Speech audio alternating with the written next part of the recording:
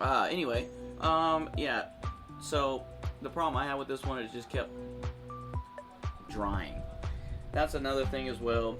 When you're using glue, you're applying, right? You set it down. By the time you come back to it, normally these little ends are already dried up. It's a pain in the butt. So the best thing you can do is try to find something like this. This is actually just a small cotter pen, tiny little pen, but anything will work. Just to keep the same size as this. So you want to keep these in here. They have lids, but I don't ever bother putting the lid back on because it just sits here. But I always have to keep that in there, or when it dries, and also you use it to actually, pierce through the glue that's dried. That's another reason why I like this a lot better, because it's simpler to apply. Like I said, it has the brush, so you don't have to worry about trying to poke it. It's spewing on you. Sometimes these will spew. They may put more glue than you want, so you do have to kind of learn how to apply a certain amount of glue. How about that? So always remember, the smaller the part, the less the glue, right? You don't need all this glue, especially this contact cement stuff. This is some pretty potent stuff for plastic. I mean, you're dealing with tiny little pieces, so you don't need all the glue in the world, believe me. And I learned that as I went. I was applying way too much glue when I began, and as I went, I figured that out. I don't need all this glue. You may need a dab, and that could be about it. When I don't even know if you can see these guys, but these are literally, I mean, to scale, they're tiny, tiny, tiny. So these would need a dab. So anyway, I don't know if you can see, I've got my Titanic back here and my Apollo 5 here. So that's the glue. Now let's go over some of the tools that you will need. Now again, these are not expensive at all. Hobby store, you can get like a little kit. It may have it all in here. I think I bought a kit with scissors and some tweezers and things like that for a couple dollars. But you'll definitely need these. You have to have these, and these as well if you want them, whichever ones. These are going to be for a little more thicker, crazier pieces. Majority of what you can do can be with these, but they will be your best friends because you've got to clip them out of the pieces. Let me show you how the pieces come. If you've never seen a model and never opened it up, again, these are for people. This channel and this video is for people that have never modeled. Now, if you've modeled before, you've done it, then obviously you know exactly how they come. Okay? So this is how they come in the package. Literally, just in these strips. So it's all completely in pieces. Let me open this up.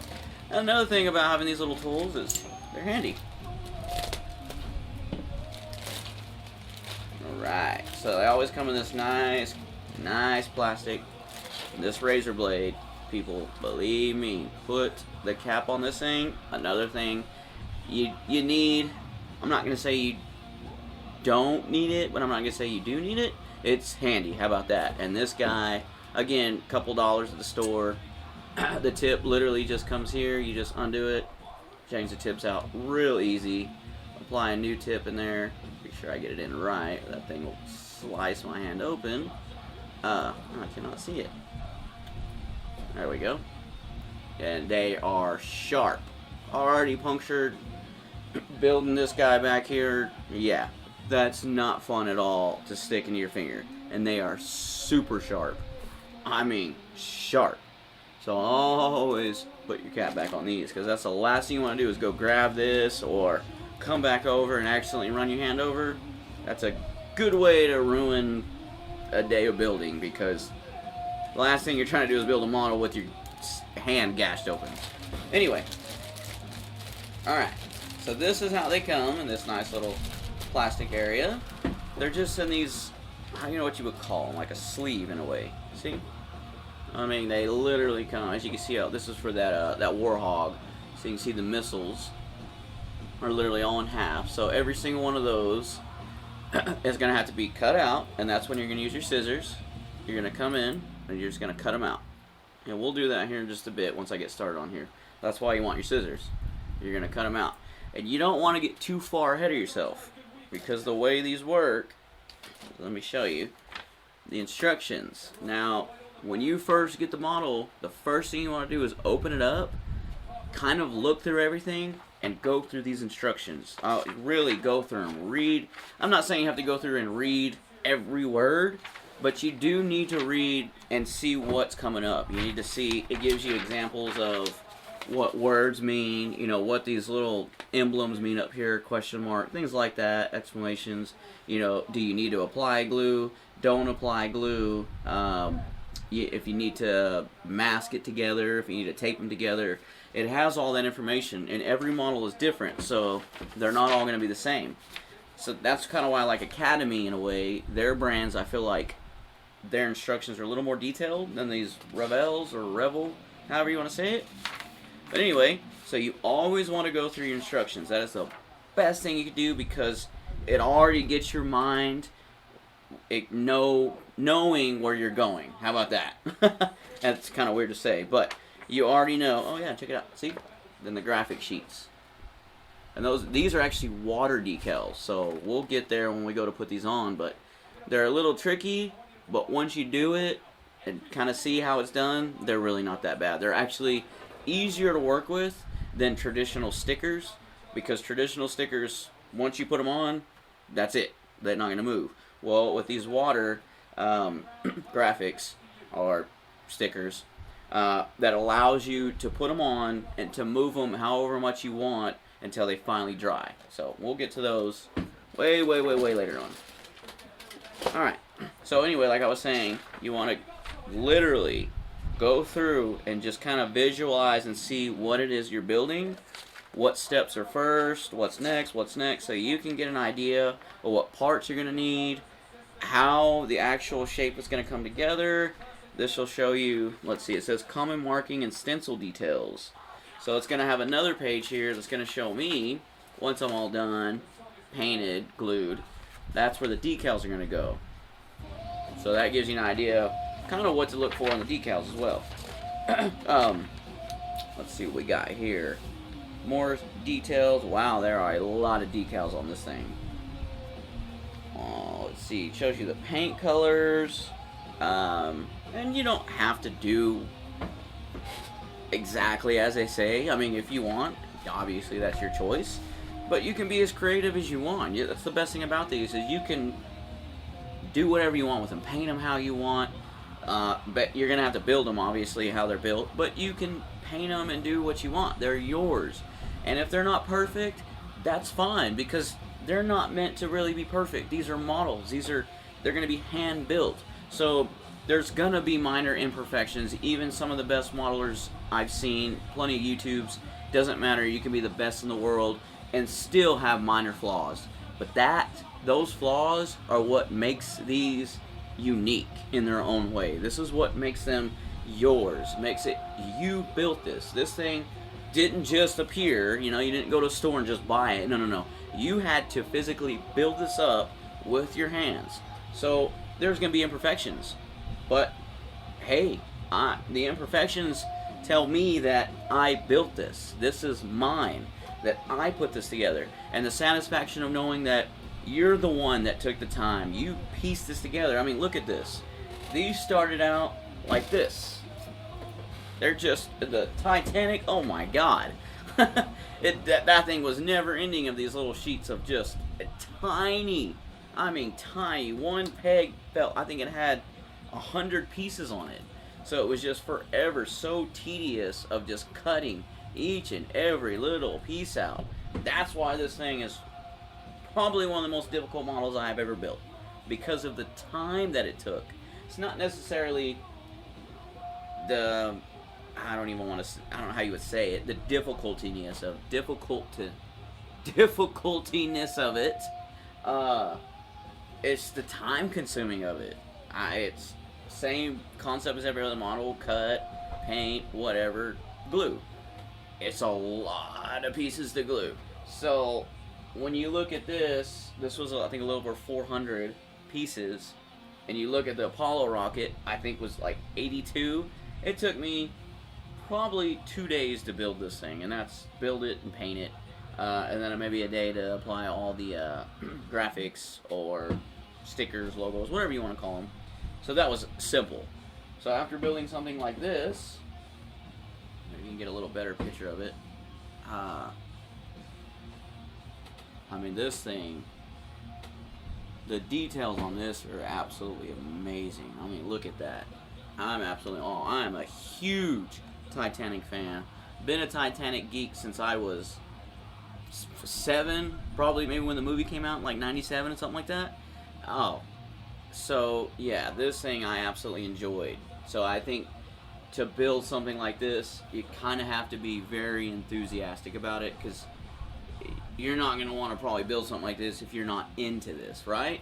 So that's another reason of building models, is definitely start with something that you're very, very into, whether it's cars, planes, rockets, ships. There are models that you probably didn't even think existed. My brother didn't know. We went to Hobby Lobby the other day to check out the model section. He had no clue that they had all this Star Wars stuff. He's a huge Star Wars fan. And he was just like, they have everything. They have the fighter jets. They have, I don't know. I used to watch Star Wars back in the day. I don't remember the names, but they had the what was the big one with the planet? That's no moon. That's a space station. But he was so excited because he didn't know. He was like, I didn't know they had Star Wars. And I was like, dude, they have everything in the world, right? The cars that you could not. It's just amazing. It's amazing. It's like being a kid in a toy store. When I go in there, I always come out with something. So I have to kind of go in there with a budget, because I'll buy just things I don't even really need. I'll just buy it. So anyway, back to what I was saying about the instructions. Sorry. This is how they come, and this is how they're going to be built. You're going to have to cut these out. Okay? So let's set that aside for a second.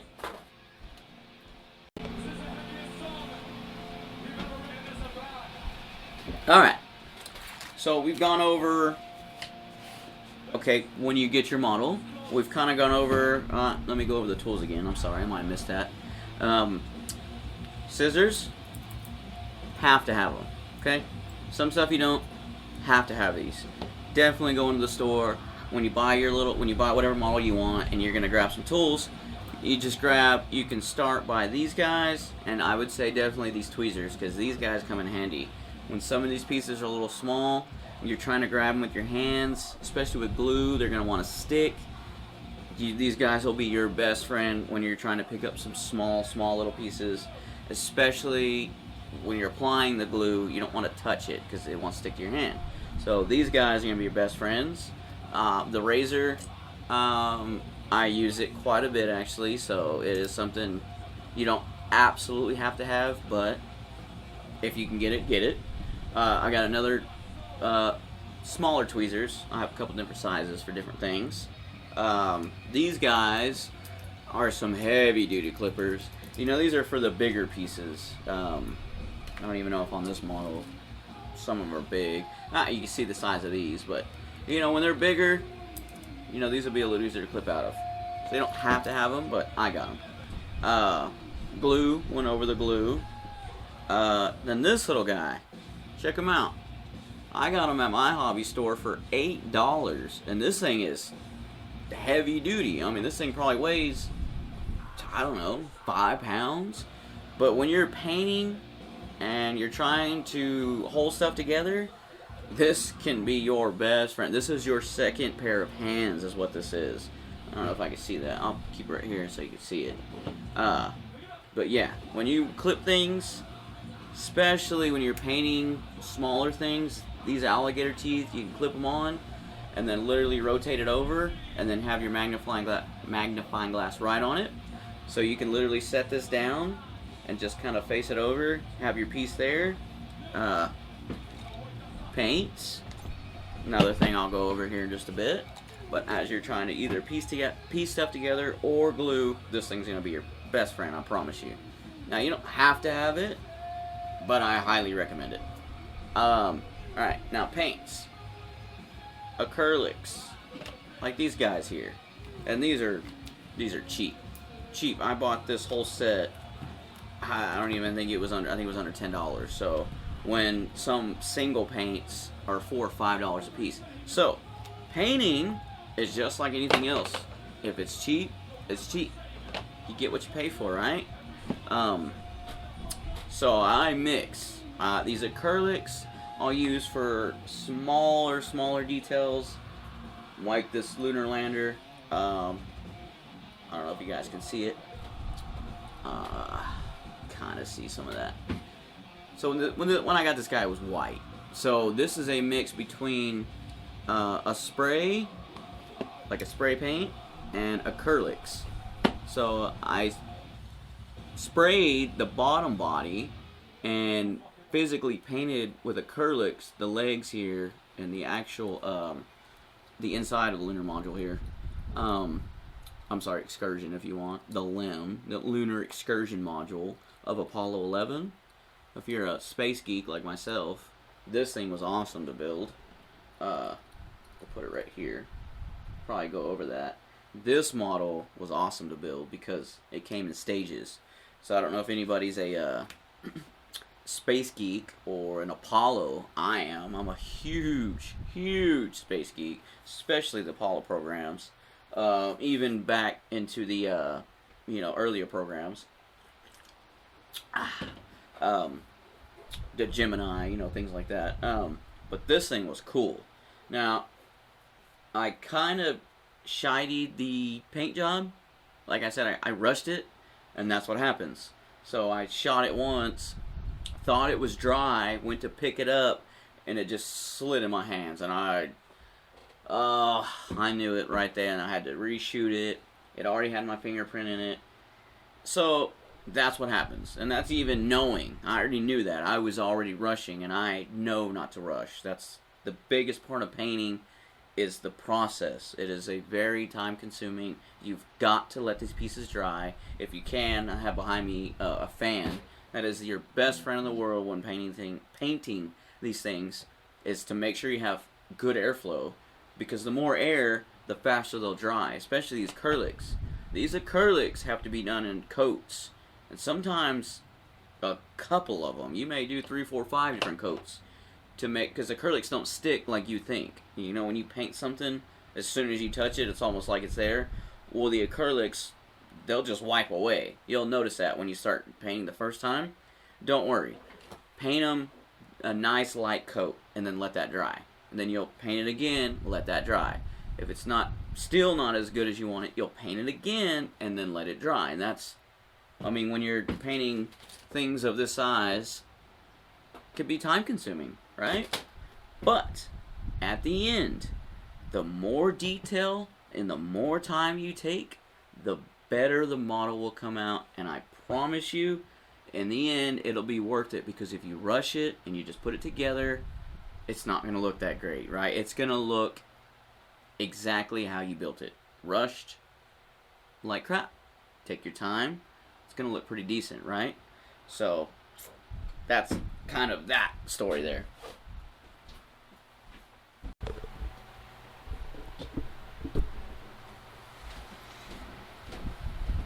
Alright. So I think I've gone over about majorities I can think of. Paintbrushes.